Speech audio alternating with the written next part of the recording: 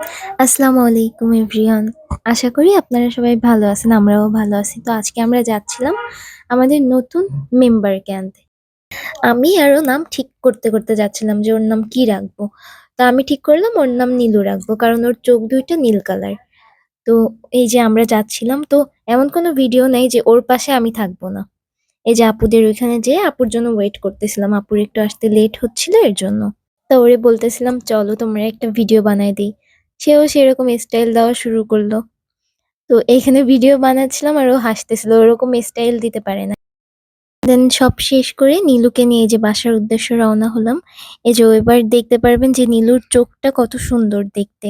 পুরো নীল, মানে যখন রোদে যাই তখন দেখতে আরো বেশি সুন্দর লাগে।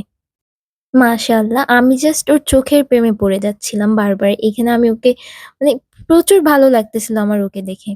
দেন আমার আম্মুর অভিযোগ যে আমি নাকি আসিফকে নিয়ে বাইরে কোথাও খাওয়াই না, ও বাইরে বিরিয়ানি এগুলা খেতে খুব পছন্দ করে। তো ওকে নিয়ে চলে আসলাম আমাদের কাচ্চি ভাইতে। তারপরে এই যে আমরা বসে ওয়েট করতেছিলাম কখন আসবে। আর হ্যাঁ, মেয়ে মানুষ হয়ে জন্ম নিছি, একটু আদুরে ভাব না থাকলে কি হয় নাকি? এই যে আমরা এখানে ক্ষীরই খাচ্ছিলাম, ভাবলাম ওকে একটু খাওয়ায় দিই।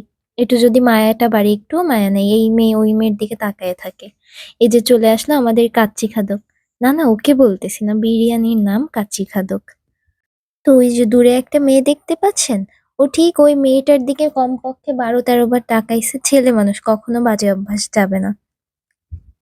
আর হ্যাঁ, এটাকে মেবি পান মসলা বলে। তো এটার মধ্যে যে ছোট বুনবুনি থাকে ওইটা আমি খেতে খুব পছন্দ করি। দেন সবকিছু শেষ করে এই যে বাসার উদ্দেশ্যে রওনা হলাম। ইনশাআল্লাহ পরের ব্লগে দেখা হবে। আল্লাহ হাফেজ সবাইকে।